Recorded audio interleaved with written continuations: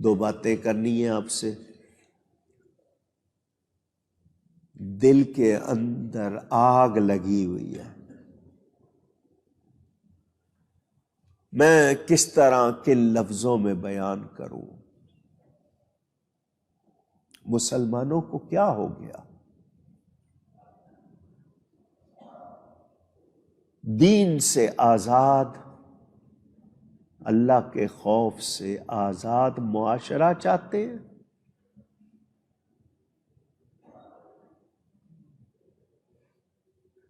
سرزمین عرب پر ناچ گانے، ڈانس، عورتوں کے نیم برہنہ برداشت کر لیں؟ پوچھ رہا ہوں.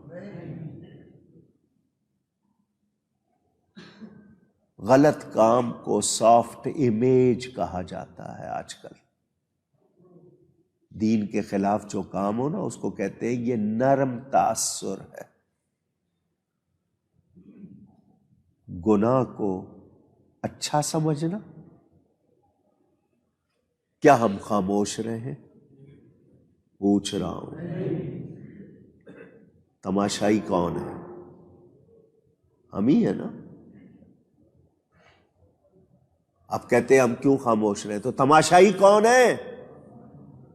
قبر یاد ہے ہمیں؟ وہ سرزمین جس کا تصور ہر مسلمان کے پاس ادب کے ساتھ ہے، وہاں ننگے ناچ ہوں گے؟ وہاں غیر مسلم آ کے ناچیں گے؟ پوری دنیا میں دکھایا جائے گا؟ وہاں کے قوانین میں اب ہوتا کیا ہے؟ اذان ہوتی تھی، اذان کے بعد جماعت ہوتی تھی، تو اذان بھی لاؤڈ اسپیکر پر اور جماعت بھی. اب کہتے ہیں صرف اذان ہوگی لاؤڈ اسپیکر پر، جماعت نہیں، کیونکہ لوگوں کے کام میں رکاوٹ ہوتی ہے.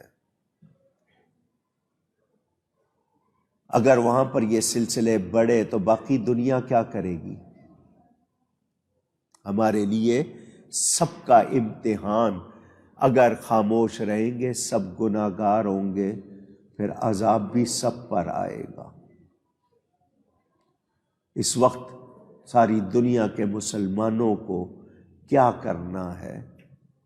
اس پہ آواز بلند کرنی ہے کہ اس سرزمین پر ایسا نہیں ہونا چاہیے. وہ کہتے ہیں نہیں جی سینما بھی کھلیں گے، جوا خانے بھی کھلیں گے، ناچ گانے کے پروگرام بھی ہوں گے. تو اگر یہی چیزیں ہوں گی تو بتائیے ہم سب بچیں گے؟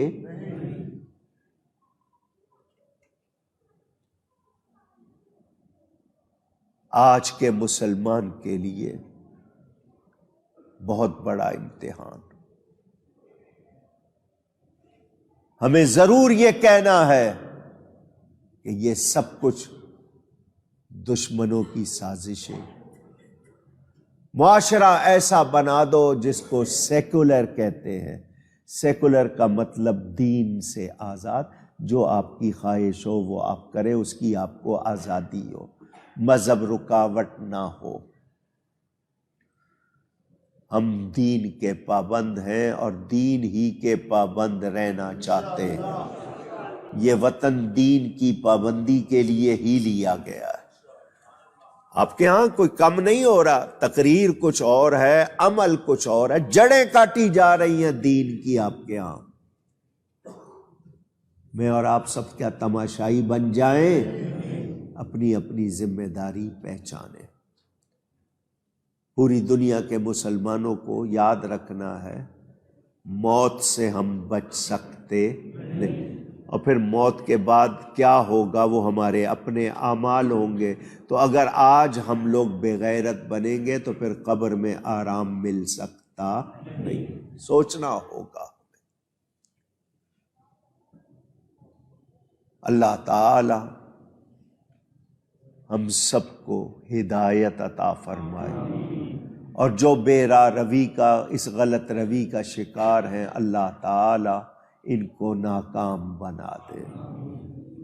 مگر یہ تمام مسلمانوں کا، صرف پاکستانی نہیں، پوری دنیا کے مسلمانوں کے لیے یہ غیرت کی بات ہونی چاہیے، امتحان ہے۔ خاموش رہے تو سب گناہ گار ہوں گے۔ دوسری بات، ہمارے اس ملک میں جتنے لوگ ہیں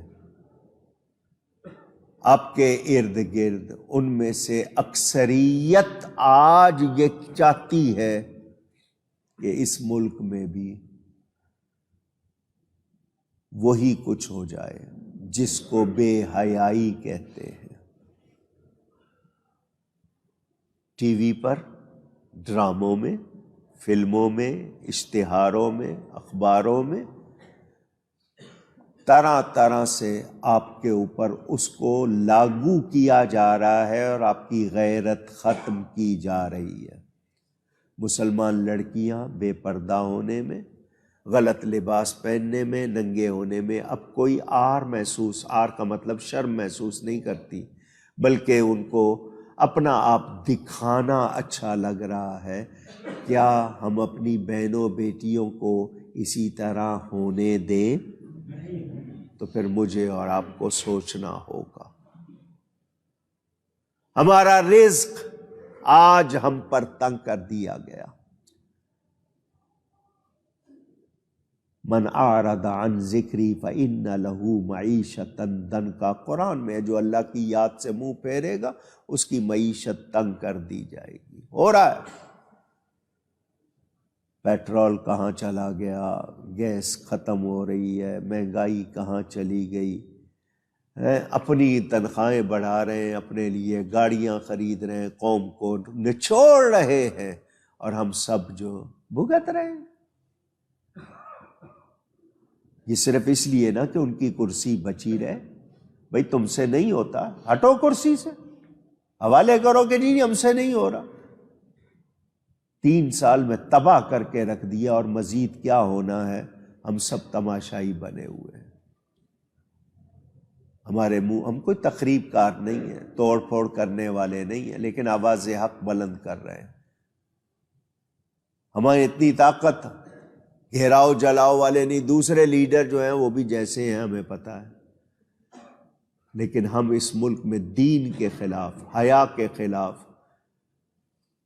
مسلمان تہذیب کے خلاف جو باتیں ہو رہی ہیں وہ برداشت کر سکتے نہیں۔ ان حکمرانوں نے اگر زبردستی یہ سلسلہ جاری رکھا تو یہ اللہ کے عذاب سے نہیں بچیں گے، مگر ہم خاموش رہیں گے تو پھر ہم پر بھی عذاب ہوگا۔ ہمیں اپنی ڈیوٹی ادا کرنی ہے، اپنی عورتوں بچوں کو دین سکھاؤ، شرم سکھاؤ، ان کو کچھ سکھاؤ۔ اگر ابھی آپ نے نہیں سکھایا وہ بگڑ گئے، ذمہ دار آپ ہوں گے، آپ سے پوچھا جائے گا۔ یہ 2 باتیں اس لیے کرنی تھی، بہت زیادہ شور مچا ہوا ہے، ٹی وی پر بھی، اخباروں میں بھی، سوشل میڈیا پہ بھی طوفان ہے۔ اللہ تعالی ہدایت عطا فرمائے۔ عرس شریف کے اشتہار آپ کے سامنے لگ گئے مسجد میں، آپ کے لیے حاضر ہیں۔ کراچی سے باہر کے لوگ لینا چاہیں، بھیجنا چاہیں، آپ اپنے علاقے کی مسجد میں ابھی سے لگانا چاہیں یا 2 ہفتے پہلے لگانا چاہیں، آپ کو ملیں گے۔ رسالہ چھپنے چلا گیا ہے، باہر کے ملکوں میں نہیں بھیجا جا سکے گا۔ ایک رسالے پر 500 روپے ٹکٹ مانگ رہے ہیں، اور یہ بھی گارنٹی نہیں دے رہے کہ پہنچے گا یا نہیں پہنچے گا۔ تو انٹرنیٹ پہ باہر کے ملکوں میں نہیں جا سکے گا، پاکستان میں ملے گا۔ تیاری آپ نے کرنی ہے ایصال ثواب کے لیے، ابھی سے پڑھنا شروع کریں، جمع کریں۔ 17-18 فروری 2022 کو انشاءاللہ 39واں عرس منایا جائے گا۔ اس کی تیاری کیجئے، محنت کیجئے، محبت کے ساتھ ادائے تیار کریں۔ آپ لوگ قرآن پڑھیں، درود پڑھیں، جمع کریں، تو انشاءاللہ وہ ضرور پیش کیا جائے گا۔ اللہ تعالی توفیق عطا فرمائے۔ بڑی دیر کے انتظار کے بعد ابھی چہرہ نظر آیا ہے۔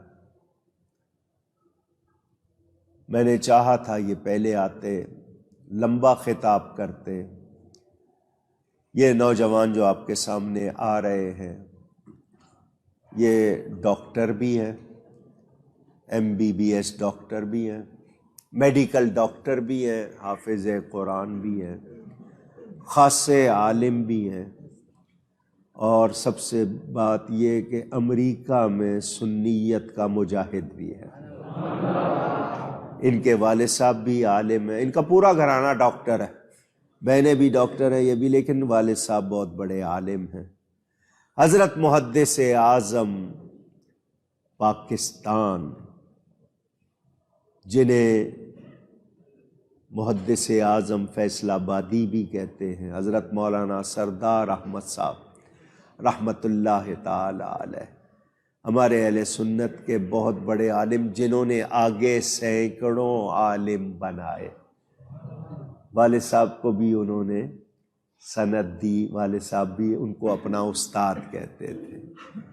ان کے والد صاحب اور یہ بھی اسی گھرانے سے وابستہ، اپنے پیر صاحب کے پہلے سالانہ عرس میں شرکت کے لیے امریکہ سے آئے۔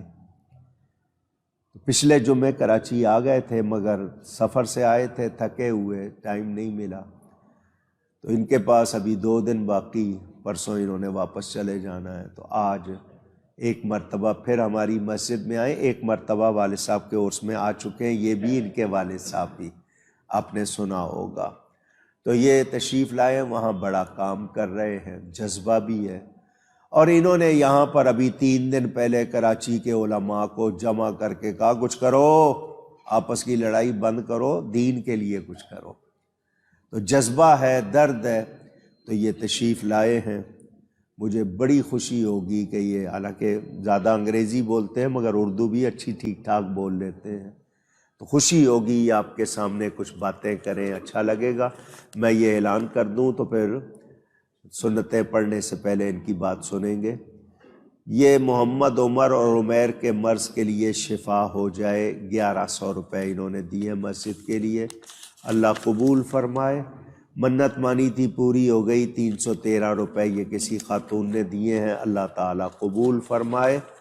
انتظامیہ کا کہنا ہے نمازی کرسی سائیڈ میں رکھا کریں، چندہ کرنے میں دشواری ہوتی ہے، اور نمازی ننگے سر نماز نہ پڑھا کریں۔ بہت اچھی بات ہے جی۔